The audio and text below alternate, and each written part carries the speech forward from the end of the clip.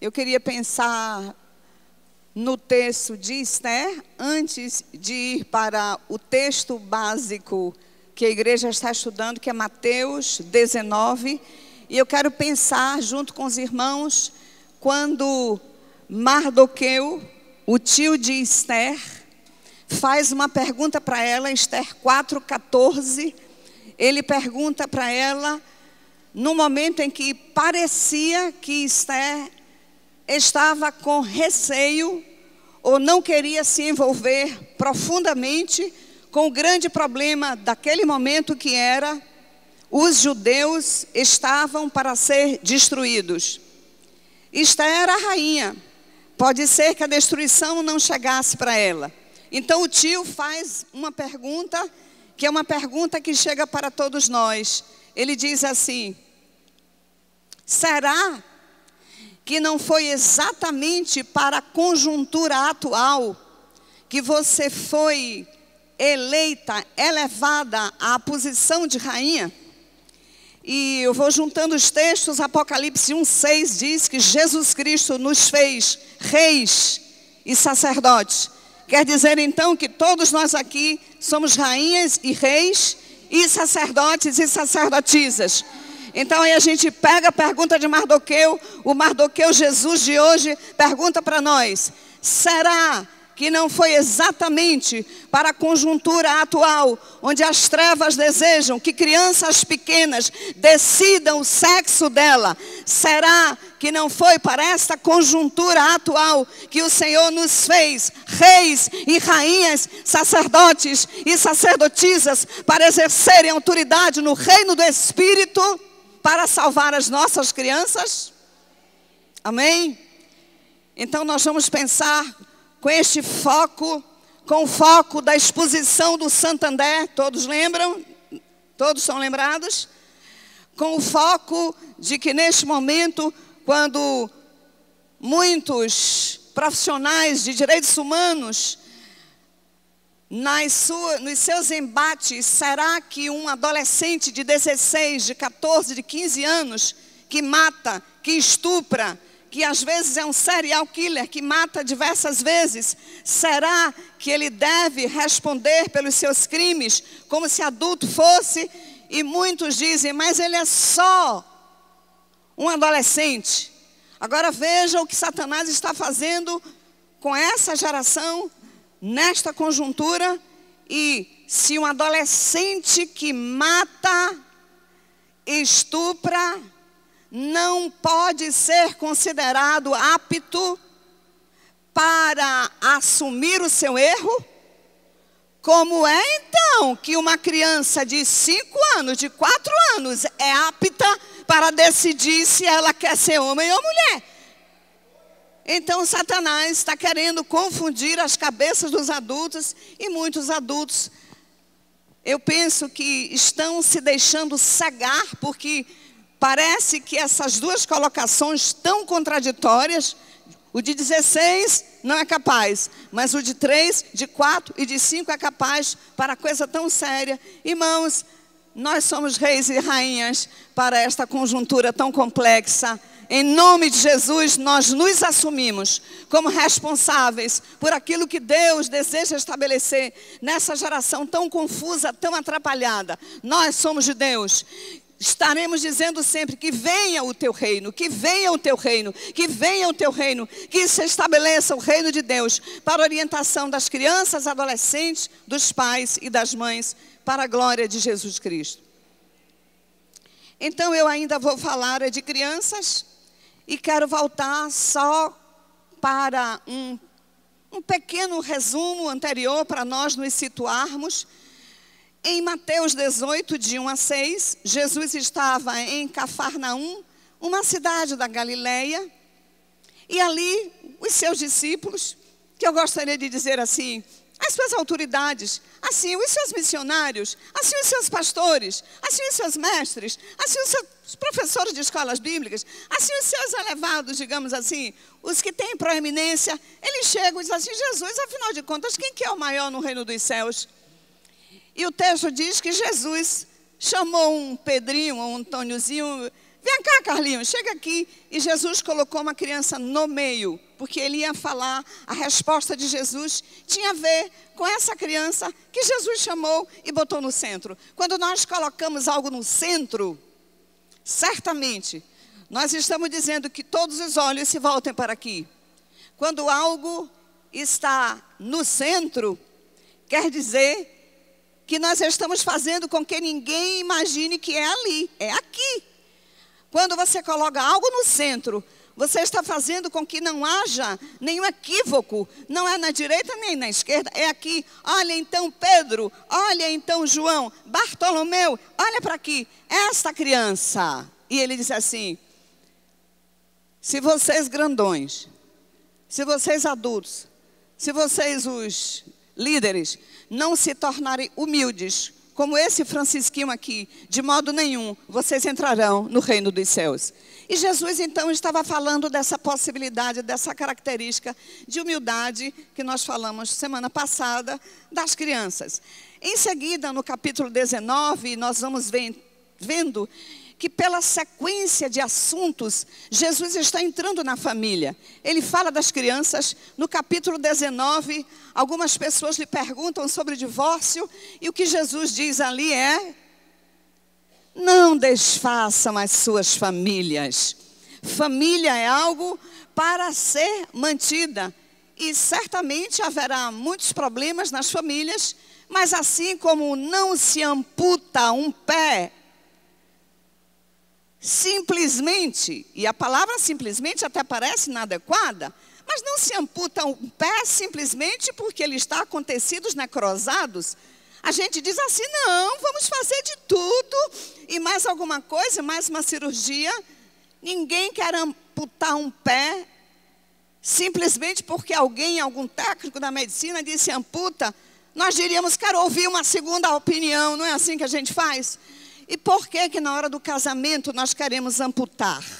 Aí Jesus diz, não é para amputar não, vamos tentar consertar esse negócio. Aí Jesus falou de criança, no capítulo 18, fala agora de casados, não se separem. Depois Jesus Cristo introduz a figura dos eunucos, e Jesus fala para toda a igreja, para os casados, para os sacerdotes, dizendo assim, e eu vou dizer na minha linguagem, respeitem os solteiros. Respeitem os solteiros que receberam de Deus o dom do celibato. Esse é um dom que a igreja não gosta muito de falar, mas ele é um dom. E o Senhor está dizendo, há pessoas que receberam a capacitação do alto de se tornarem solteiras, solteiros e solteiras, para se dedicarem mais ao Senhor. E depois, capítulo 19, versículo de 13 a 15, esse texto eu vou ler. Trouxeram-lhe então algumas crianças, para que Jesus lhes impusesse as mãos e orasse, mas os discípulos os repreendiam. E eu gosto que você então perceba que muito juntinho, embora já fosse uma outra cidade, mas foi um percurso assim, saindo da Pituba e indo para Maralina, ou saindo de Salvador e indo para a nossa próxima cidade, Lauro de Freitas. Neste percurso, então, em Salvador, Jesus põe a criança no meio e diz assim, esse é o principal no reino dos céus, aprendam a humildade com eles. Capítulo 18, quando chega no capítulo 19, chegam os principais do céu, que são as crianças, para verem Jesus.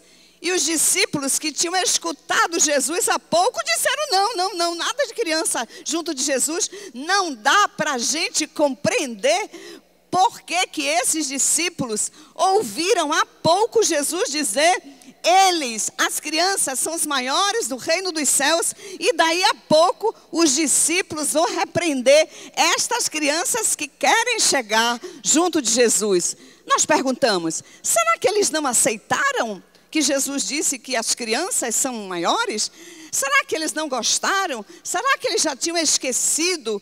O fato é que Jesus disse, se nós não nos tornarmos humildes como crianças que brigam agora, e daí talvez a meia hora elas voltam a brincar, e só adultos já deturpados que às vezes nós estamos, Nós dizemos assim: mas você não tem vergonha na cara, não? Nesse instante vocês estavam brigando, agora já estão brincando. E Jesus diria: não precisa de vergonha, não, precisa só de humildade. Então briga e desbriga e volta a brincar.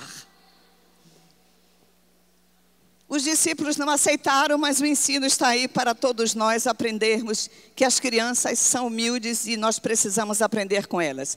Então os discípulos repreendiam, Jesus, porém, disse: deixai os pequeninos, não os embaraceis de vir a mim, porque dos tais é o reino dos céus. E tendo-lhes imposto as mãos, retirou-se dali. Jesus estava fazendo um tour de evangelização e ensino. E ele estava indo de cidade em cidade. Semana passada eu mostrei o mapa e foi um verdadeiro triângulo onde Jesus subia e descia. Então, como ele estava passando, em alguns momentos ele voltava para o mesmo lugar. Eu imagino que muitas pessoas estavam dizendo: ele passou por aqui, está subindo, mas provavelmente ele vai voltar. E eu, se fosse uma tia, e eu, se fosse uma mãe, e eu, se fosse uma avó, diria: vamos preparar as nossas crianças para a volta, porque eu soube que lá em Tiro e Sidom tinha uma mãe que tinha uma garotinha endemoniada, e ele botou a mão na criança, e eu sei que a criança, aliás, foi à distância, mas ele curou a criança. Então vamos juntar as nossas crianças problemáticas para levar para o Doutor Jesus, e nós vamos pedir que ele imponha as mãos sobre elas. E ele impôs as mãos, e o texto, no versículo 15, diz esta frase assim, irmãos. A frase é pequenininha: e tendo-lhes imposto as mãos, retirou-se dali. Eu gostaria que nós pensássemos que entre a imposição das mãos de Jesus sobre a cabeça das crianças e a sua retirada dali, certamente coisas aconteceram. Você poderia abrir João, a última palavra do Evangelho de João. A última palavra de João, que veio falando de muitas coisas que Jesus Cristo fez. E quando João vai encerrar o seu relato, ele diz no capítulo 21, eu vou ler os versículos 24 e 25. O próprio João diz assim: ele poderia dizer eu. Este é o discípulo que dá testemunho a respeito destas coisas. E as que as escreveu? Assim, fui eu, João, que escrevi estas coisas, e eu dou testemunho, eu vi estas coisas acontecerem. E sabemos que o seu testemunho é verdadeiro. Ele poderia dizer: e sabemos, vocês sabem que o meu testemunho, eu que escrevi, é verdadeiro, eu não estou mentindo. Aí ele diz 25, eu relatei estas coisas, porém, ainda muitas coisas há que Jesus fez. Por favor, diga muitas coisas. Quer dizer, se o Evangelho de João relatou muitas coisas, saibamos que estas muitas foram poucas diante do todo que Jesus fez. Ele diz assim: olha, se todas as coisas que Jesus fez fossem relatadas, uma por uma, creio eu, que nem no mundo inteiro caberiam os livros que seriam escritos. Aleluia! Jesus fez muitas coisas. Olha, João relatou uma quantidade. Ele disse: eu dou testemunho, é verdadeiro. Eu vi, eu não minto e eu assisti. E quero dizer que Brasil não seria suficiente, nem Israel, nem Estados Unidos. O mundo seria uma grande biblioteca, só livros, se fosse relatado, escrito, tudo que Jesus fez. Amém? Agora nós vamos pensar então nesse versículo pequenininho, voltando para Mateus 19, que diz, 19:15, e tendo-lhes imposto as mãos, retirou-se dali.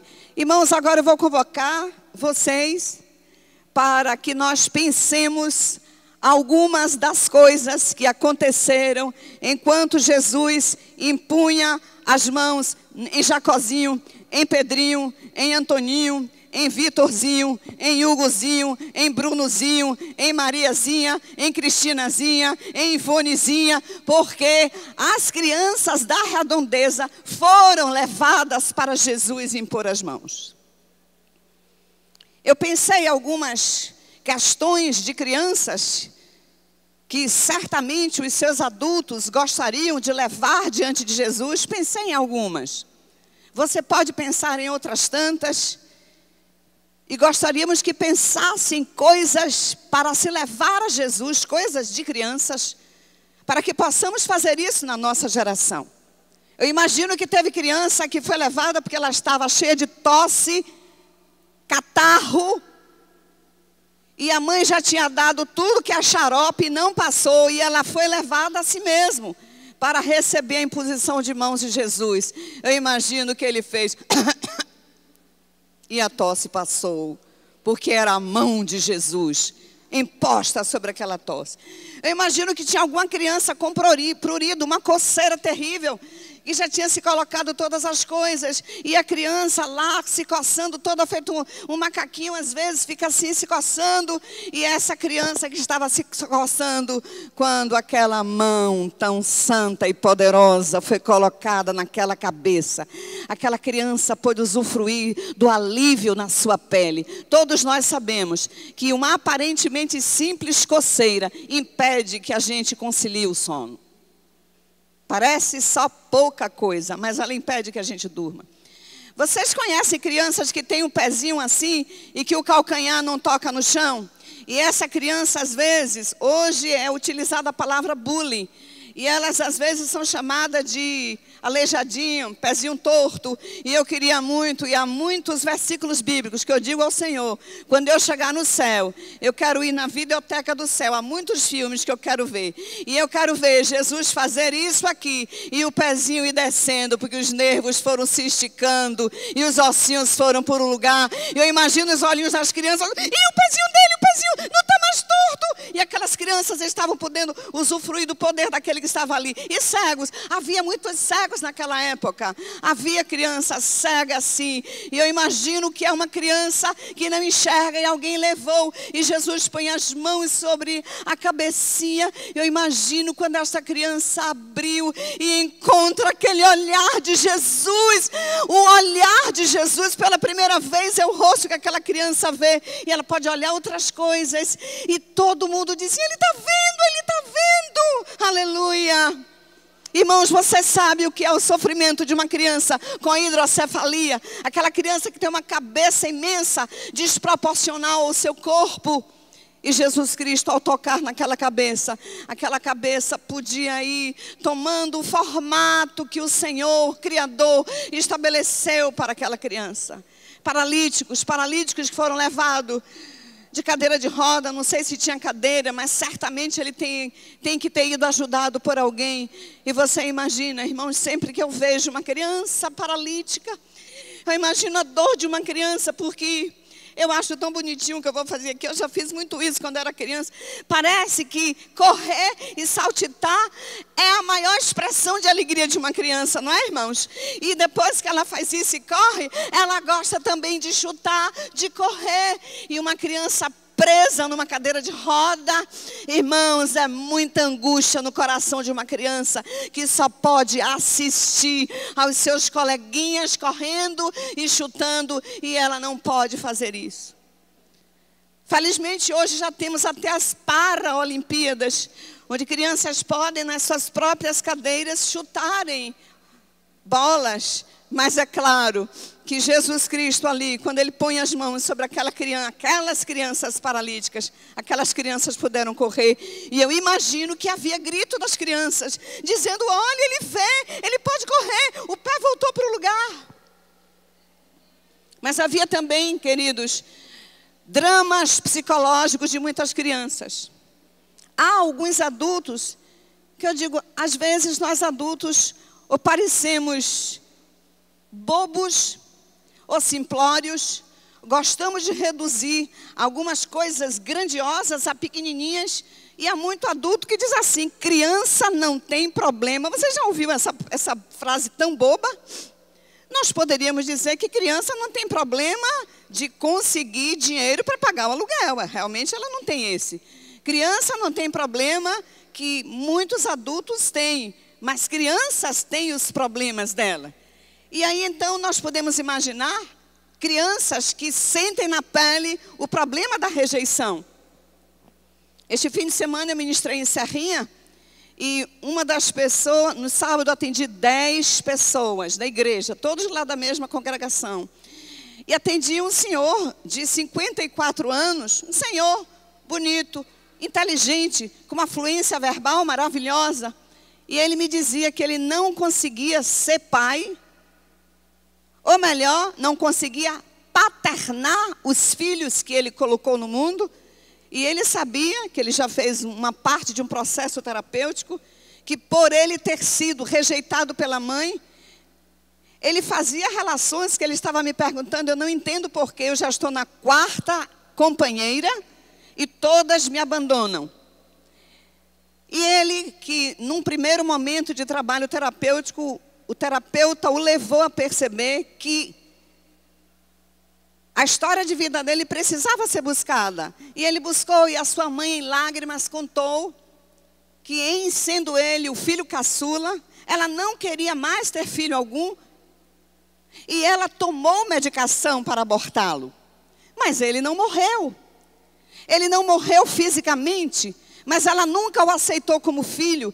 E ela, em lágrimas, dizia: tudo o que ele dizia para a mãe que ele sentia, tudo era para os outros, nada era para ele. Atenção sempre para os outros, nada para ele.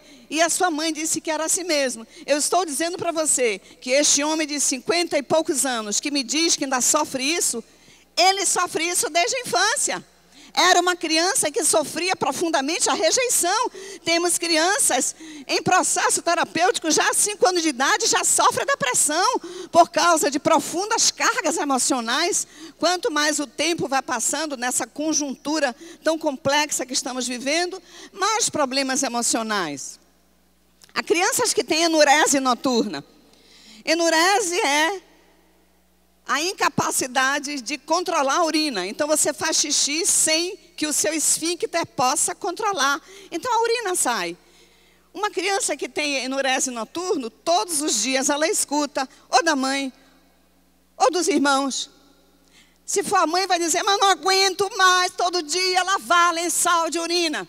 Não aguento mais todo dia botar esse colchão no sol. E os irmãozinhos fazem brincadeira, e as dores vão ficando ali. Irmãos, eu imagino que alguma criança com enurese noturna foi curada ali pela mão do terapeuta Jesus Cristo. Este é um milagre que naquele momento não dava para alguém celebrar. Aquela criança dormiria esta noite, e no outro dia seria o primeiro dia em que ela olharia a sua caminha enxutinha, sem xixi algum. E ela lembraria das mãos de Jesus sobre a cabeça dela. Há crianças que sofrem terror noturno. Há 2 meses eu ministrei na igreja de Itati, de pastora que foi daqui, Silvanete, e um casal de uma cidade próxima, sabendo que por eu ser psicóloga, eles queriam falar comigo.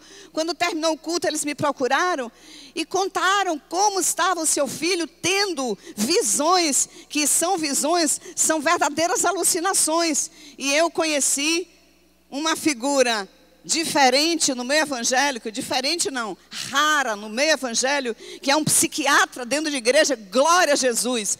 Eu fui ministrar numa igreja presbiteriana em Feira de Santana, convidada pela diretora da escola bíblica. Quando eu chego lá, a diretora da escola bíblica, uma psiquiatra, glória a Deus. Então essa criança já está em processo terapêutico. E eu estou dizendo que ali, uma dessas crianças dormiu.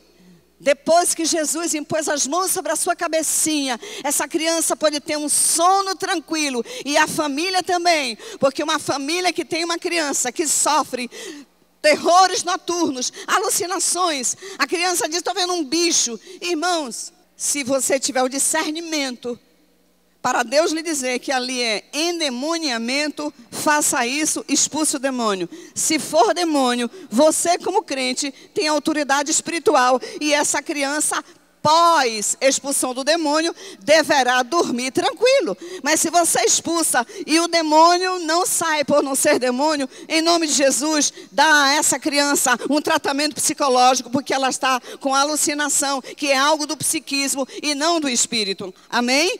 Porque nós temos problemas no espírito, mas também temos no psiquismo. Há crianças que têm hiperatividade. E quando eu falo de hiperatividade, eu gosto de pensar, primeiro vamos olhar como é a forma que estes pais estão orientando estas crianças, ou esta criança, porque se você não dá numa postura de hierarquia, você não dá à criança a ideia de que ela está embaixo para lhe obedecer, essa criança vai lhe dominar, ela pode fazer a casa o que ela quer, ela pode jogar a cadeira para cima. Então, antes de dizer que uma criança é hiperativa, eu gosto de ouvir como que é a demanda, como que é a relação dos pais em relação à hierarquia. Mas uma criança que vive no lar onde seus pais tentam realmente impor a hierarquia sadia, e esta criança sobe e desce, ela não para.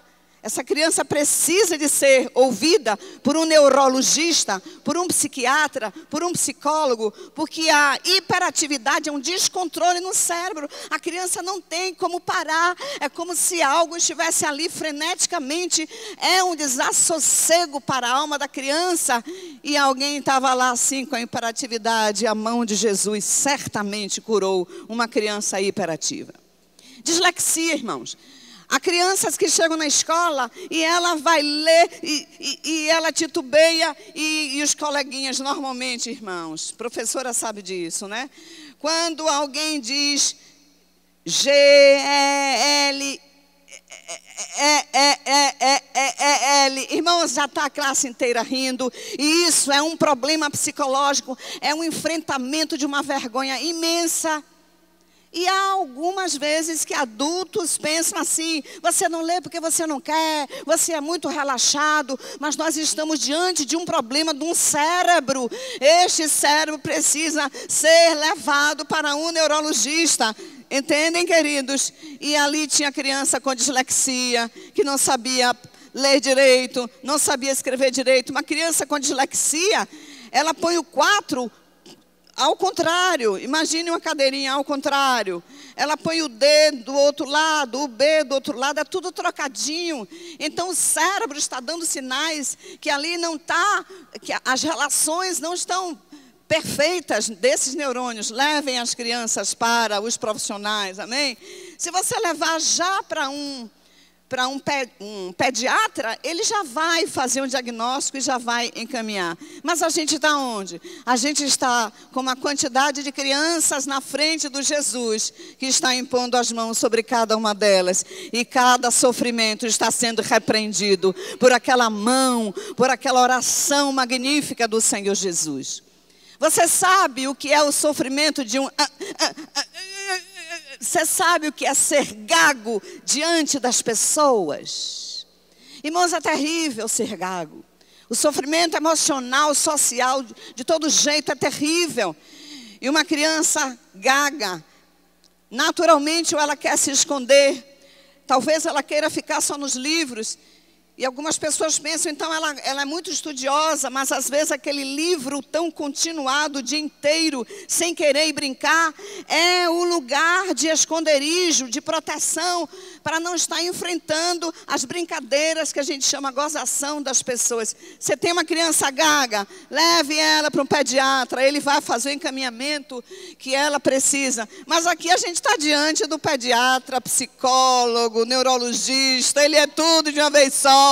E ali cada problema ia sendo retirado. E eu imagino a gritaria dessas crianças debaixo do poder das mãos de Jesus Cristo. Jesus diz: não impeçais as crianças de virem a mim. E nós precisamos perguntar aonde nós podemos estar impedindo que elas cheguem. Nós estamos no tempo em que nós estamos dando para elas a internet. E todo mundo sabe que a internet já é um perigo para adulto, quanto mais para as crianças. Certamente a internet não será um caminho que tenta conduzir cada vez mais a sua criança para lá. A não ser que você passe o dia selecionando coisas. Hoje eu selecionei o irmão Ednei não pôde vir, mas eu selecionei vários vídeos de crianças. Tem muita coisa boa na internet. Mas você que foi chamado para essa conjuntura, onde se quer dar às crianças o direito de escolher o sexo, essa conjuntura complexa, você foi chamado para você se responsabilizar pelas nossas crianças, não só as suas, as nossas crianças, que deverão ir para o reino de Deus, para o céu, para a gente selecionar aquilo que elas podem ver. Eu quero orar pelas crianças nesse momento. Eu queria muito que o pastor Mário e a pastora Valéria estivessem aqui. Queria muito que eles orassem, porque eles são ministros dessa área infantil. Queridos, eu gostaria que vocês soubessem que nós temos aqui na Lírio dos Vales, desculpem, que vocês soubessem não, que vocês se atentassem com mais força para o fato de que esta igreja tem um ministério infantil. E isto é bênção e bênção e bênção. Na hora em que Satanás está destruindo os donos do céu, na hora que Satanás está querendo fazer com que as crianças sejam pessoas como se fossem adultas para decidirem coisas complexas, nós temos aqui na igreja um casal especializado para tratar das nossas crianças na área espiritual. Se você tem criança, sobrinho, filho, neto, traga para o ministério infantil dessa igreja, em nome de Jesus Cristo. Eu não terminei de ministrar, mas eu gostaria que agora nós ficássemos em pé, até porque em pé você descansa um pouquinho as pernas, e nós vamos orar por esta área. Você conhece alguma criança daqui, ou da sua vizinhança, ou da sua família? Eu gostaria que nesse momento você pensasse nessa criança. Nós sabemos que as crianças estão sendo estupradas neste momento. Nós sabemos que existe uma força enorme social, política, tentando legalizar a pedofilia. Quantos sabem disso? Levanta a mão para eu saber como você está conectado. Estão tentando legalizar a pedofilia. E se legalizada for, como em muitos países muçulmanos já é, então há homens de 50 anos que se casam com menininhas de 9, de 10 anos, e nós estamos no tempo de bombardear o inferno para que a pedofilia não seja estabelecida na nossa nação, em nome de Jesus, e trazer a nossa criança para escutar as histórias de Jesus, para que ela vá vendo modelos de Deus, que ela deseje se atrair, que ela não veja só He-Man. Eu sei que He-Man já é atrasado, né? Quais são os atuais? Os ídolos que as crianças vão atrás. Tem as tias da televisão, né? Ou tem histórias, irmãos, que a gente sabe que já vão deturpando no nascedouro tudo aquilo que for de ético e espiritual para a nossa criança. Quem sabe, diz o Mardoqueu espiritual, não foi para essa conjuntura complexa, distorcida, diabólica, que nós somos convocados como reis e rainhas, sacerdotes e sacerdotisas. Amém? Nós vamos orar junto com o pastor Mário. Eu gosto quando a nossa oração pode ser uma oração que tem Atos 4, onde o texto diz assim: e todos unanimemente levantaram a sua voz ao Senhor, porque todos estavam envolvidos naquele clamor. Assim, não fique só ouvindo a oração. Certamente é bom que o volume da voz não seja no mesmo volume daquele que está liderando a oração, porque frases importantes que ele estiver dizendo, abençoando crianças, nós precisaremos estar dizendo amém. E gosto de escutar também, porque se por acaso ele dissesse uma palavra negativa ou imprópria ou fora das escrituras, eu não diria o meu amém. Então é bom que a gente escute, mas a gente pode ouvir e também clamando aí. Nós precisamos fazer uma batalha espiritual muito forte para que, por exemplo, na sua casa, Porque quando toca o nosso umbigo, aí a gente dói mais, aí a gente se envolve mais. Você quer na sua casa que alguém buline sua criança, que um pedófilo mexa na sua criança? Não, se posicione, está em tempo disso. Você deseja que as adolescentes da sua família tenham gravidezes? Você deseja isso? Não, tem que estar orando por isso, irmãos. Oração para que não aconteça. Em nome de Jesus, vamos nos posicionar, assim, olhando agora os nossos Pedrinhos, Francisquinhos, Cristinas, as nossas Vandinhas, todas as nossas crianças. Fixe em alguma criança sua, ou de alguém seu, ou de uma vizinha, e vamos ao trono da graça pelas nossas crianças. Estende a tua mão para os céus e vamos orar. Maravilhoso Deus e eterno Pai, estamos aqui diante de Ti, colocando as nossas vidas diante do Teu altar para levantar um clamor, Pai. Levantar uma oração, uma petição em favor das crianças, Pai.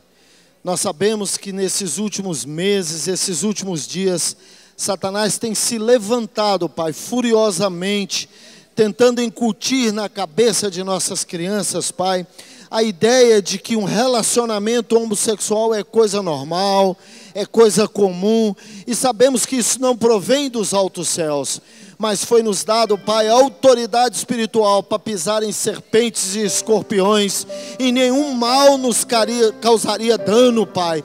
Por isso estamos repreendendo agora toda a ação de Satanás sobre as nossas crianças. Pai, eu quero te pedir que essa lei no Congresso não seja aprovada, Pai. A tua igreja se levanta diante de Ti, pedindo um clamor, Pai, para que tudo seja anulado, meu Pai, porque o Senhor criou homem, macho, mulher, fêmea, e isso é algo divino, Pai. Isso veio dos altos céus, e esses grupos têm tentado confundir a cabeça das nossas crianças, Pai, dizendo que é arte, dizendo que é uma exposição. Por isso estão levando as nossas crianças a entender que isso é uma normalidade. Mas nós queremos agora, Pai, repreender toda ação, toda seta inflamada do inimigo sobre as vidas das nossas crianças. Pai, quero que o Teu Espírito Santo guie os nossos governantes, para não deixar que o MEC, Pai, introduza literatura pornográfica no meio das nossas escolas. Por isso, Pai, combatemos esse mal com a autoridade que foi dada à Tua igreja, Pai. Nós rejeitamos, anulamos, cancelamos espiritualmente todo e qualquer ataque de Satanás contra as nossas crianças, Pai. Receba a nossa oração, é o pedido que Te fizemos em nome de Jesus. Amém e graças a Deus.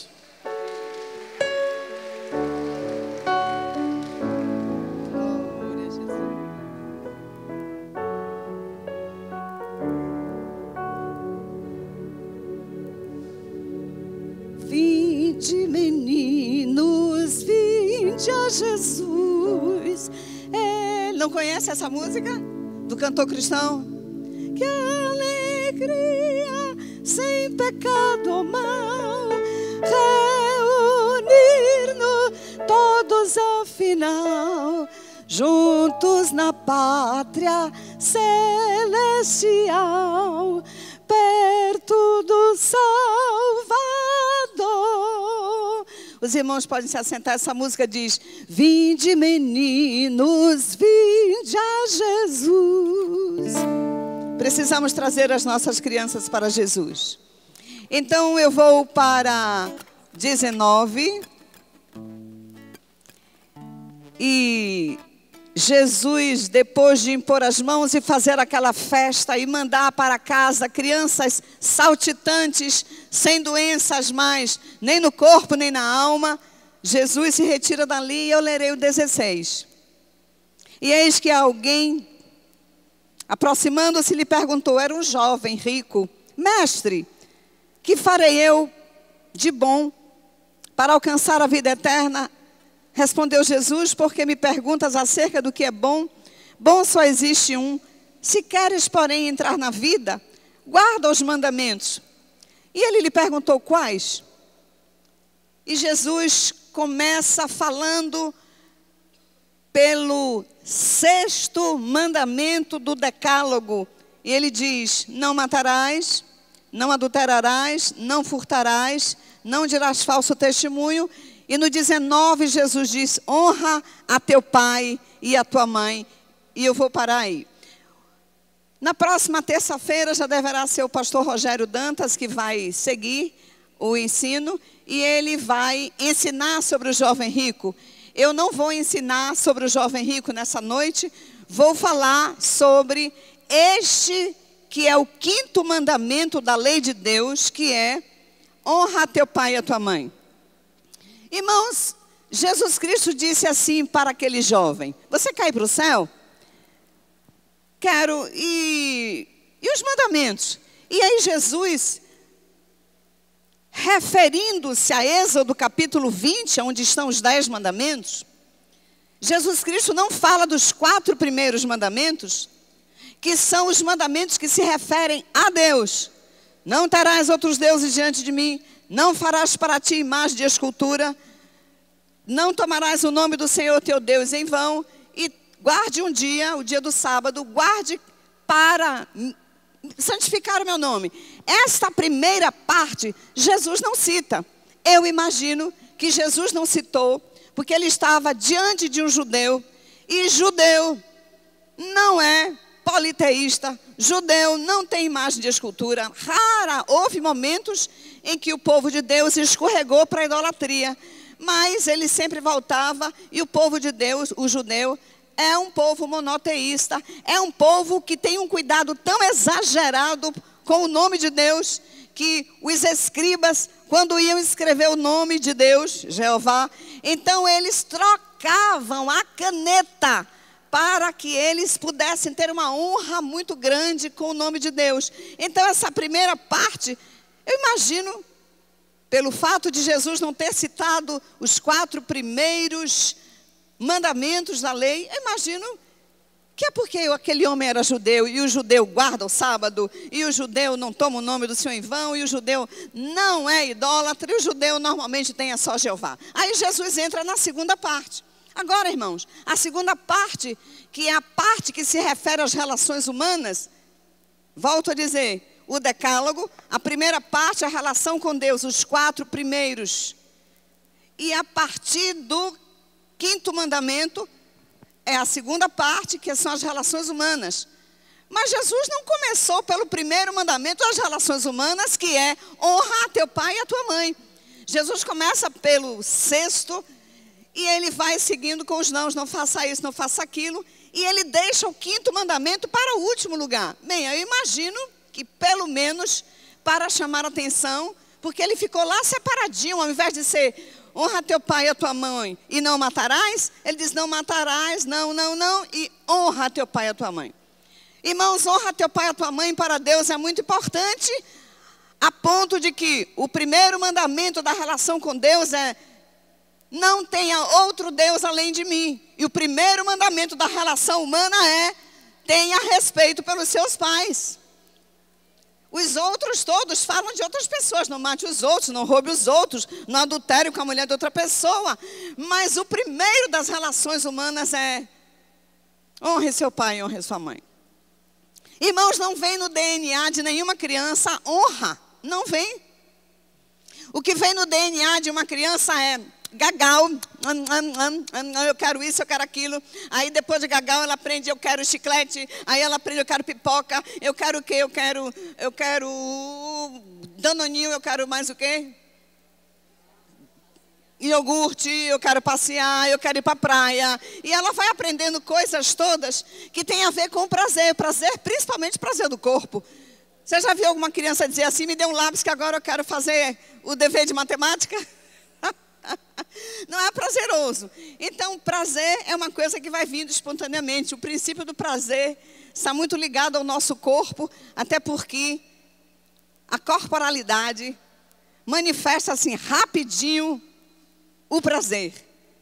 Eu estava orando ali no início do culto, enquanto os músicos estavam tocando, acho que ensaiando um pouco, e eu não sentia nada, assim, quando você fica na presença de Deus, frio, gelado.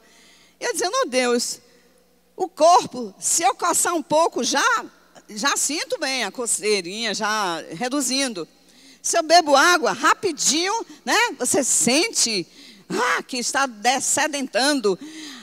O corpo tem uma resposta muito rápida para qualquer coisa que a gente dê a ele como suprimento da necessidade. Mas o espírito demora. O nosso espírito parece uma lenha molhada que a gente vai acender com não sei, com um palitinho talvez. E depois que eu estava dizendo a Deus, eu pensei, Senhor, será que é o espírito, meu espírito que demora demais de acender? Ou será que a minha carne está tão carnal que ela impede esse acendimento? Eu estou dizendo que a parte espiritual demora. E eu estou dizendo aqui, honrar pai e mãe não é fácil, não é automático. Irmãos, existe um texto de Timóteo que eu tenho ministrado em vários lugares para as pessoas idosas, porque a palavra do Senhor diz, vós mulheres idosas, pelo menos nos estatuto do idoso diz que o idoso é a partir de 60 anos. E eu já sou então uma idosa. Então, as mulheres idosas da igreja têm como responsabilidade ensinar as mulheres mais novas da igreja a amarem seus maridos e seus filhos.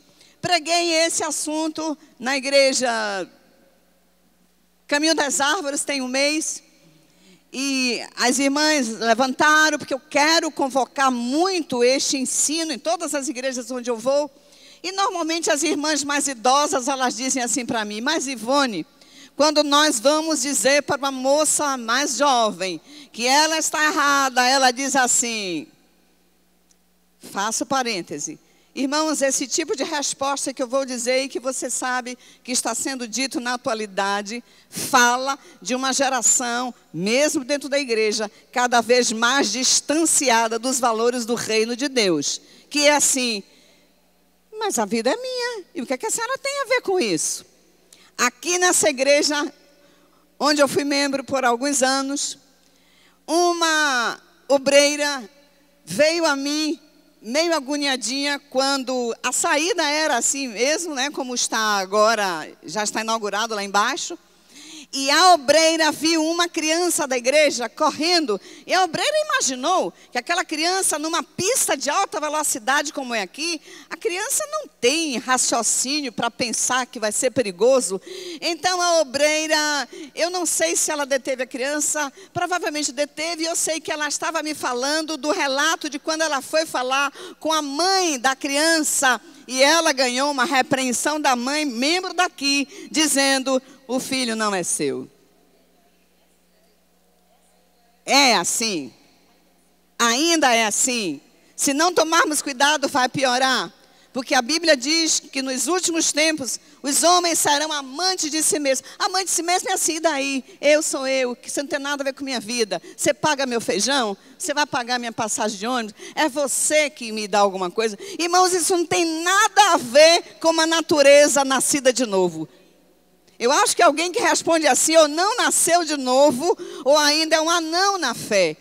Ou é alguém muito bebê espiritual, que ainda não entendeu que o pé não pode dizer à mão, não preciso de ti. E essas pessoas estão dizendo assim, ora, se eu sou membro do corpo de Jesus Cristo, na hora que uma orelha fala com a minha boca, eu vou entender que eu sou do mesmo corpo que essa orelha.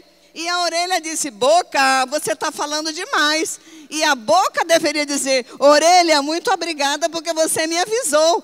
Mas as bocas não nascidas de novo estão dizendo assim, e daí você não tem nada a ver, vá ouvir e eu vou falar.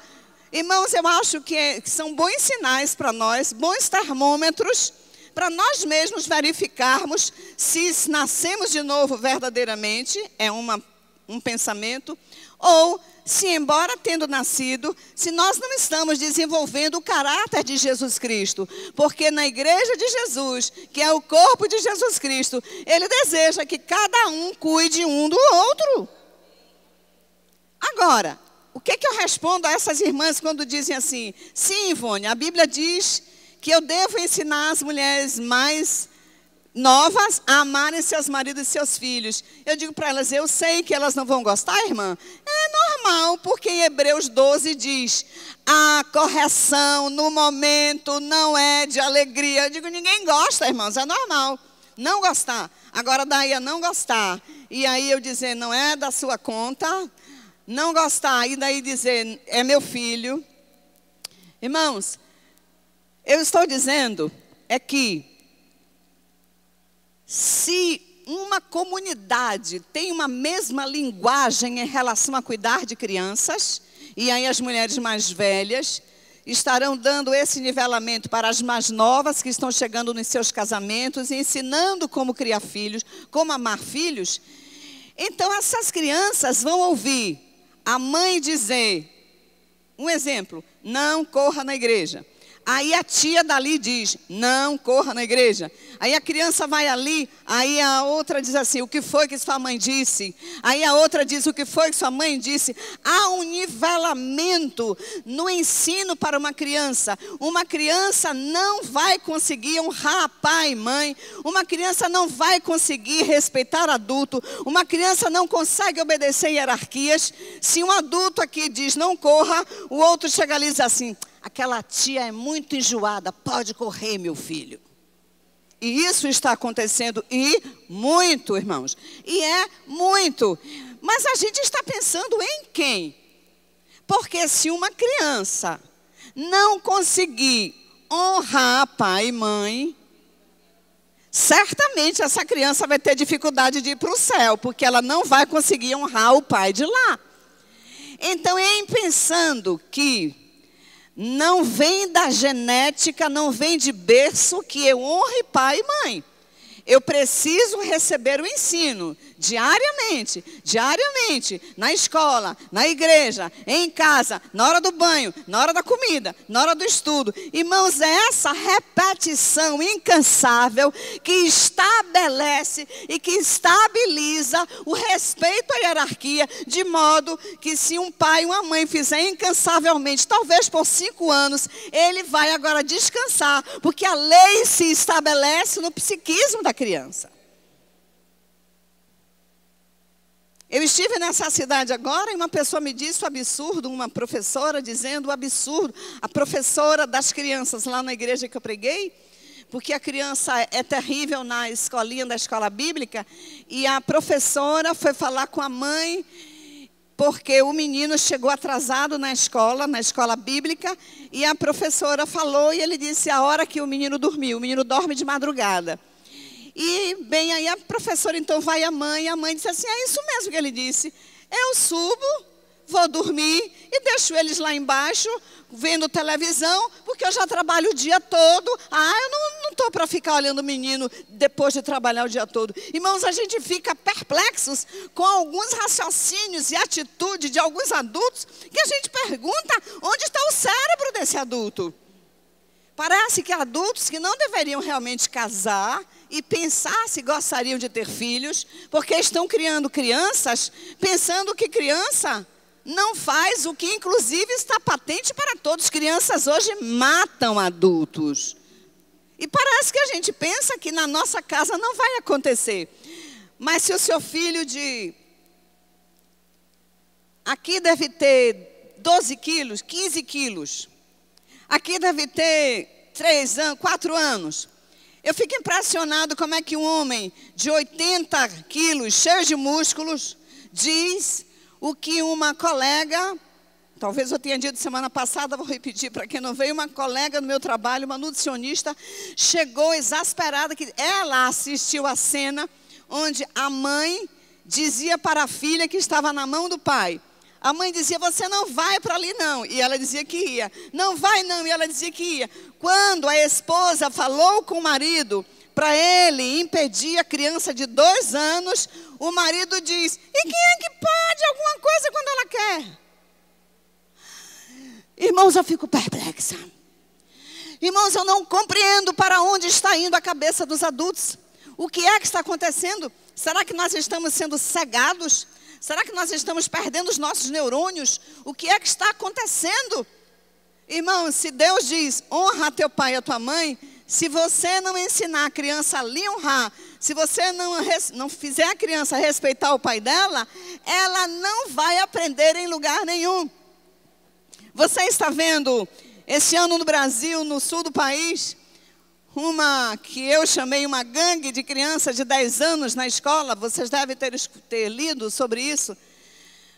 Tinha uma garota, a mais líder da sala, não queria assistir a aula daquela professora e ela planejou fazer a professora dormir ao invés de dar a aula. Como a professora usava uma garrafinha de água e bebia água, como eu bebo bastante água durante o dia, troco várias vezes a água. Então essa garota líder pediu à professora para ela ser a responsável por trocar a água.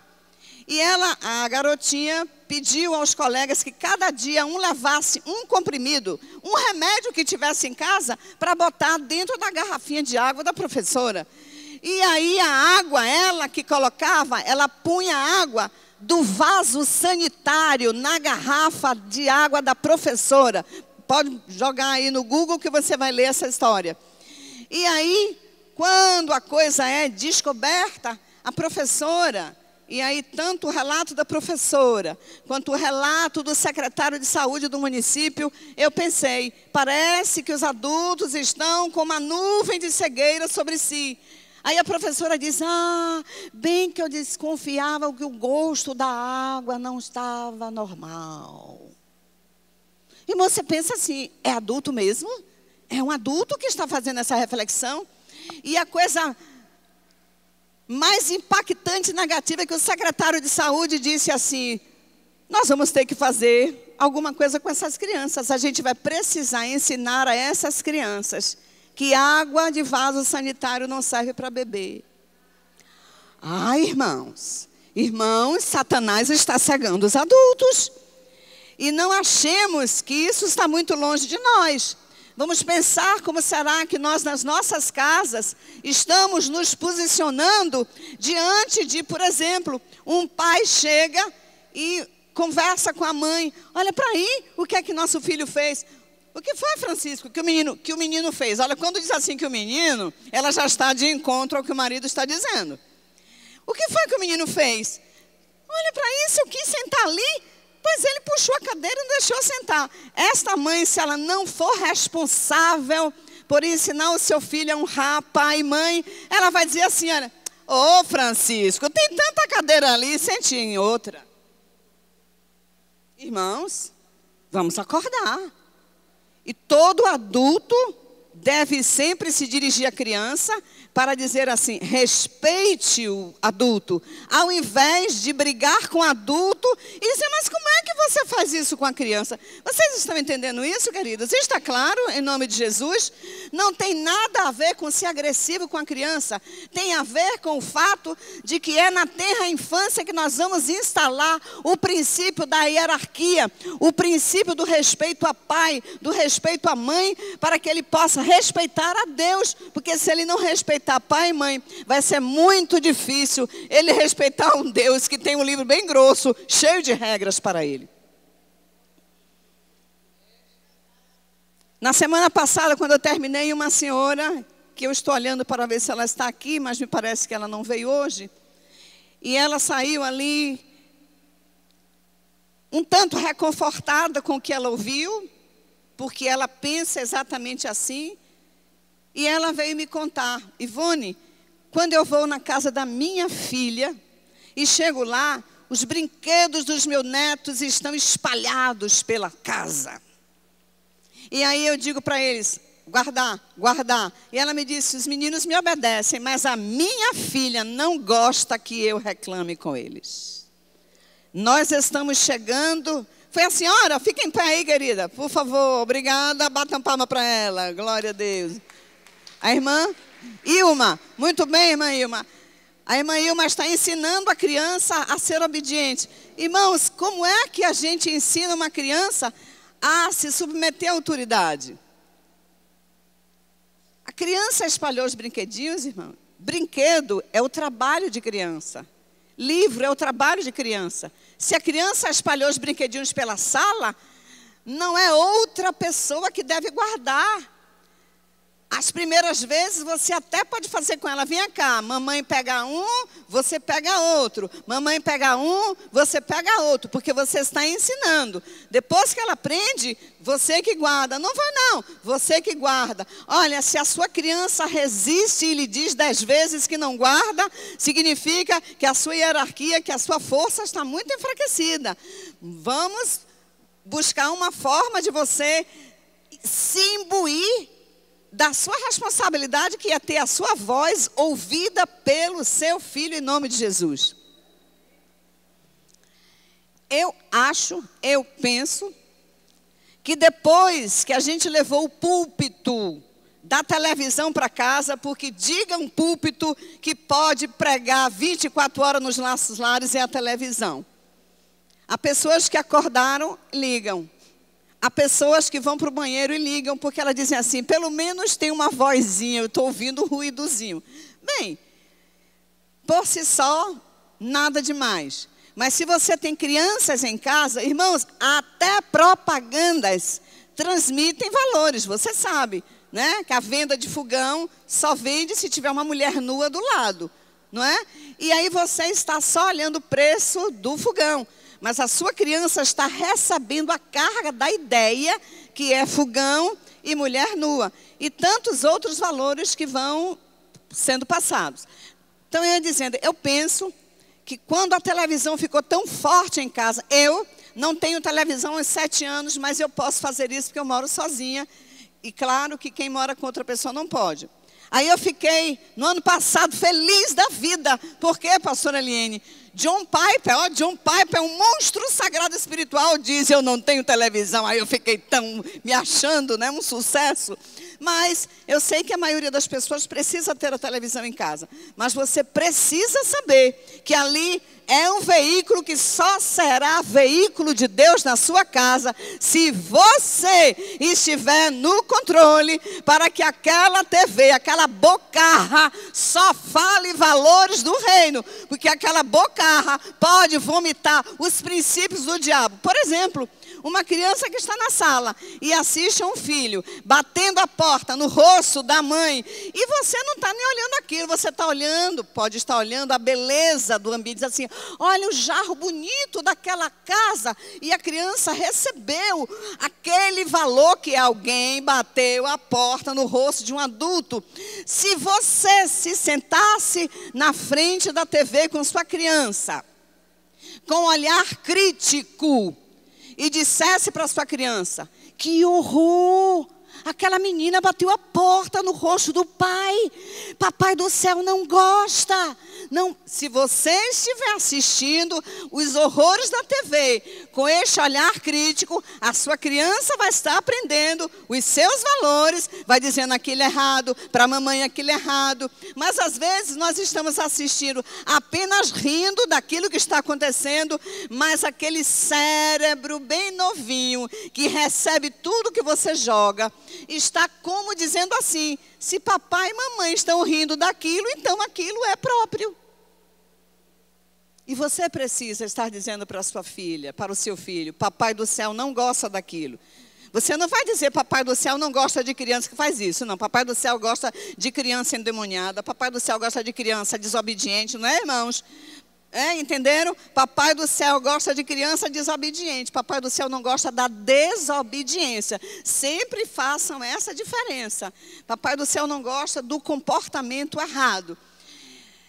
Para mim, além da TV vomitando valores na nossa casa, tem toda a constelação ao redor, né? A vizinha que diz, puxa vida, mas você também, você reclama toda hora com as crianças. Você é autoridade espiritual para dizer, querida, é Deus quem quer assim, porque eu preciso reclamar com ela, até que instale nela obediência, e daqui a pouco, quando instalar, você vai ver. Não vou precisar reclamar mais, mas enquanto ela me desobedecer, eu preciso reclamar. Nas filas de ônibus, nas filas de mercado, a gente sempre vê coisas e as pessoas comentam.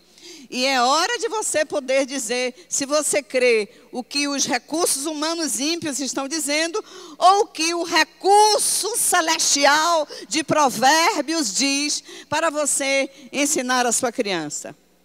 Além da mídia, além das vozes ao redor, tem os desconfortos entre marido e mulher. Então, normalmente, irmão, se você está zangada com seu marido, há muitas e muitas pessoas, muitos cônjuges, falarei da mulher, mas poderia falar o homem.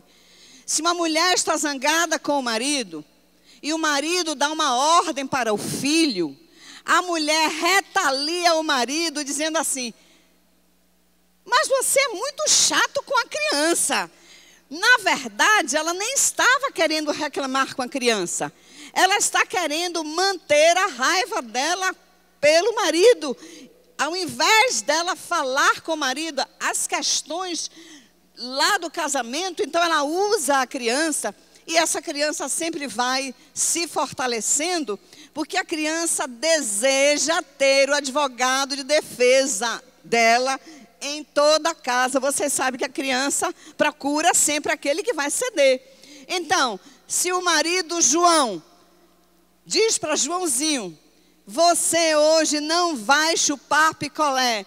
Ei, esposa, ainda que você tenha 10 brigas com este Joãozinho, com esse João, seu marido, não se meta nessa ordem do seu marido com o seu filho. Vá brigar com o seu marido por outra coisa. Agora, aonde este menino se fortalece na desobediência? Quando Dona Joana olha para seu João e diz: mas você pode chupar quantos picolés você quer. Quando o menino pede um, você fica nessa dificuldade. Vocês entendem que essa é uma maneira de desvalorizar a figura paterna, que é representante da lei, e de fortalecer a desobediência. Está claro? Está claro?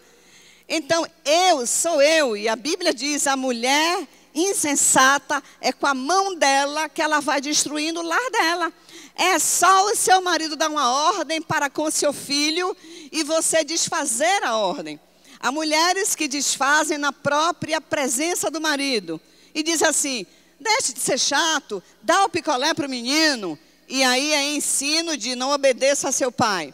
Já outras que fazem sutilmente, e elas aí vão criando uma relação simbiótica e sutil com a criança, assim, ó, irmãos, deixa ele sair que mamãe dá.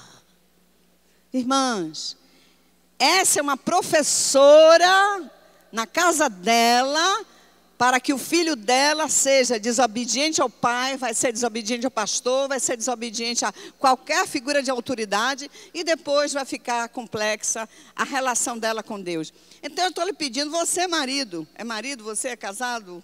Você eu achar um marido aqui, cadê o senhor? Tem cara de casado, por favor. Quando a sua mulher der uma ordem para o seu filho, o senhor já tem filho adolescente, já tem neto, pronto, seu neto. Quando o seu filho der uma ordem para o seu netinho, que o senhor achar essa ordem imprópria, exagerada, o senhor fica quietinho, caladinho, deixa o papai exercer o exagero que for. Lá no quarto, o senhor até pode falar com o seu filho e dizer para ele maneirar. Mas se o senhor reclama com o seu filho na presença do seu neto e diz para o seu filho: ô meu filho, você está exagerando. Este menino se sente gordo na desobediência e identifica o senhor como advogado de defesa dos desejos errados dele. Está claro isso para vocês? Irmãos, eu acho que isso é uma coisa que todo mundo sabe.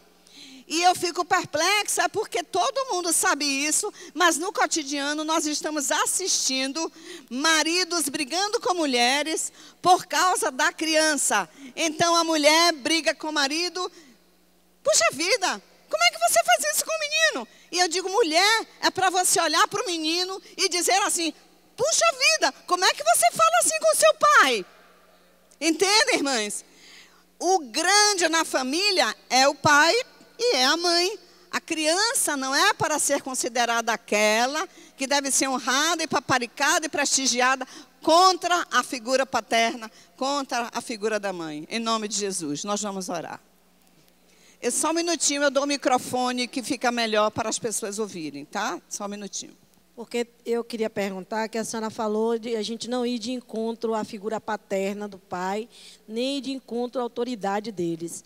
Mas eu pergunto, e quando o pai é uma pessoa violenta, agressiva, que fala de maneira grotesca com aquele filho, como a mãe deve se comportar? Muito bom quando tem intervenção, porque como se a gente falasse só o trivial e mais cada casa tem situações complexíssimas, né? Eu diria para você, eu digo o mesmo que eu disse para o avô. Quando você assiste a brutalidade do pai com o filho, nesta hora você não intervém, porque ali não há o único elemento, não há só um único elemento ali. Tem o elemento brutalidade, mas tem o elemento mais importante que é a relação de autoridade. Certo? Certamente essa relação de autoridade está maculada por um excesso. É um ditador ali, não é um pai. Mas você não vai dizer nada ali. Lá no seu quarto, você vai brigar com seu marido e vai dizer para ele que você está achando que está excessivo. Quando este menino vai a você e diz assim, a senhora viu como meu pai é agressivo? Você vai dizer para esta criança, mas ele é seu pai. Esta frase a senhora não deve esquecer, até porque sabe quem foi que presenteou este menino com o pai bruto? Está na minha frente. Então eu digo às mães, a senhora já deu uma coisa ruim, que foi um pai bruto. Seria 1000 vezes pior a senhora dar um não pai. Não pai significa psicose ou loucura. Todos os loucos, eles não têm instalado no psiquismo dele a figura paterna, que é o representante psíquico da lei, é o pai. Então eu preciso ter pai aqui dentro, mesmo que seja um pai agressivo. Não é bom pai agressivo, mas é melhor ter pai agressivo aqui dentro do que não ter pai. O louco não tem paternidade. O louco é uma simbiose eterna com a mãe. Ele é aprisionado à mãe. A gente não considera um indivíduo, ele não tem individuação, ele não se sobressai como uma pessoa. Ele é como uma pessoa sempre grudada na saia da mãe. Na verdade, é grudada no psiquismo. O louco é um eterno bebê que o cordão umbilical não foi cortado do ponto de vista psíquico. Entende? Então, você diz para o seu filho, seu pai gritou com você? É, meu filho.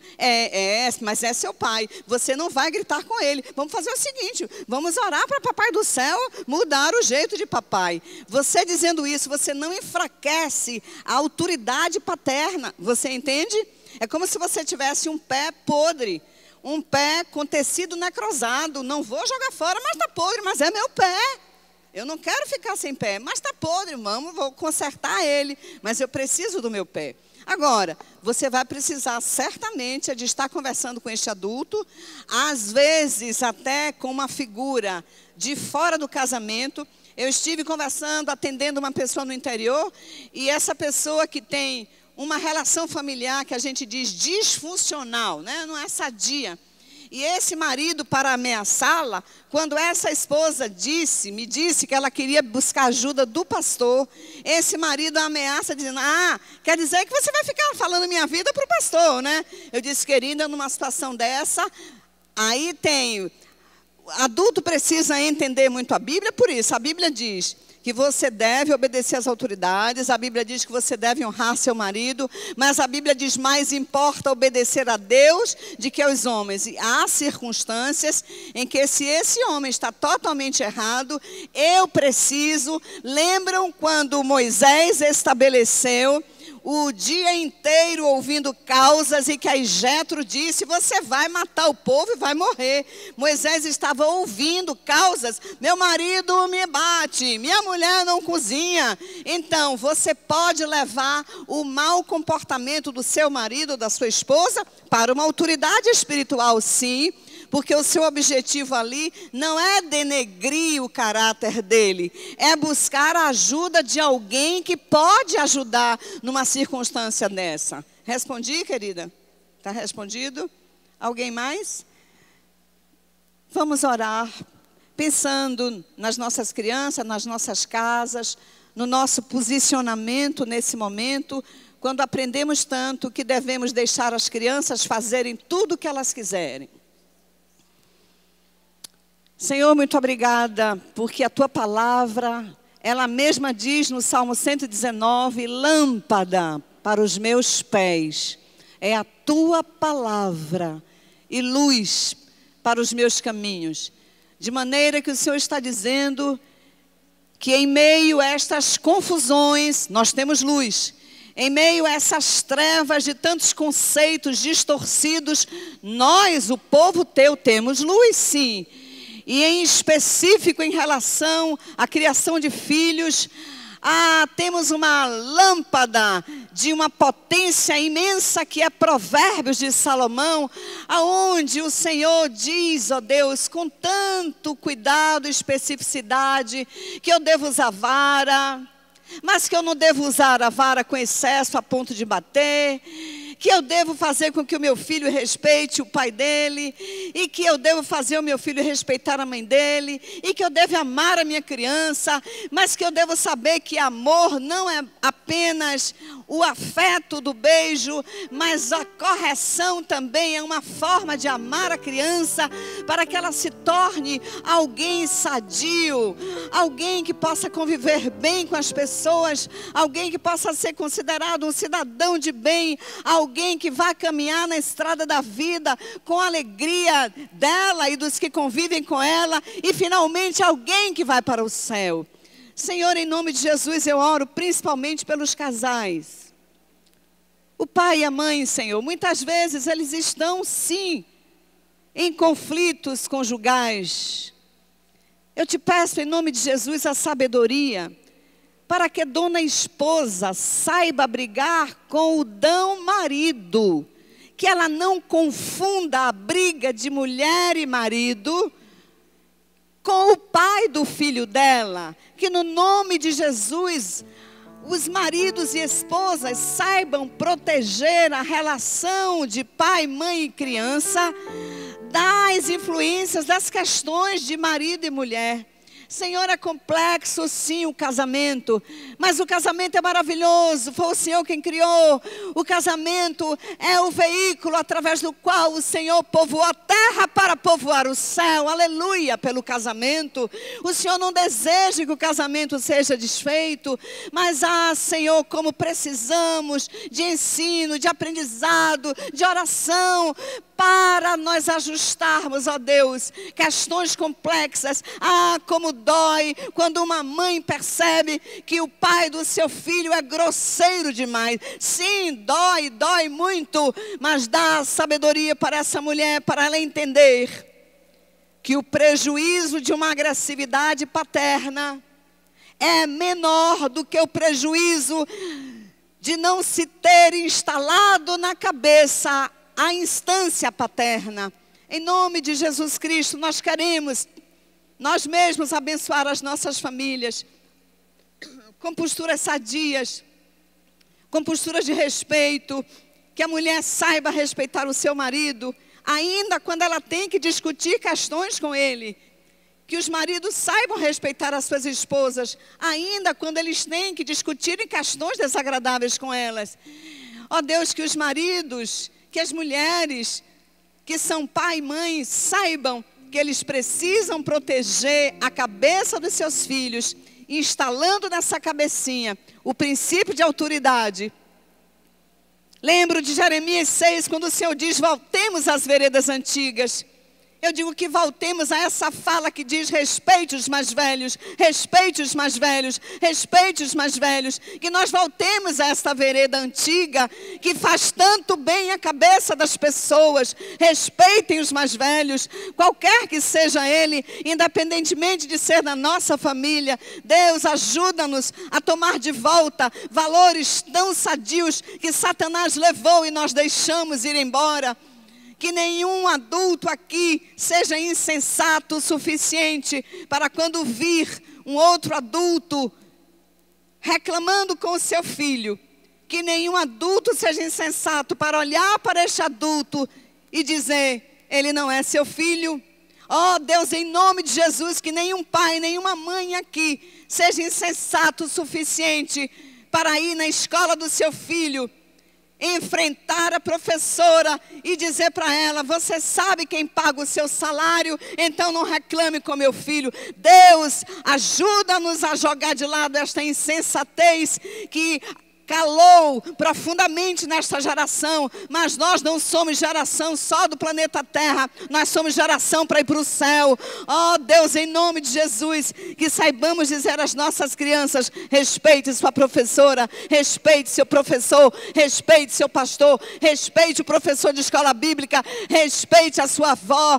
Em nome de Jesus, voltemos às veredas antigas, povo de Deus, voltemos às veredas antigas, que no nome de Jesus nós voltemos à vereda antiga de dizer aos nossos filhos que eles precisam pedir bênçãos, para que nós liberemos bênçãos. Seja feliz, que Deus lhe abençoe, que Deus lhe proteja, que Deus lhe ajude a aprender na escola. Em nome de Jesus, Senhor, ajuda-nos a entender que o Salmo de número 1 não é apenas, ó Deus, para nós ficarmos dizendo como papagaios: bem-aventurada é a mulher, bem-aventurado é o homem que não anda segundo o conselho das redes de televisão. Bem-aventurado é o homem e a mulher que não anda segundo o conselho das vizinhas e dos vizinhos. Bem-aventurado é a mulher e o homem que não anda segundo o conselho das revistas. E agora vamos ter que dizer: bem-aventurado é o homem e a mulher que não anda nem segundo os livros da escola, porque vão vir com muitas questões distorcidas.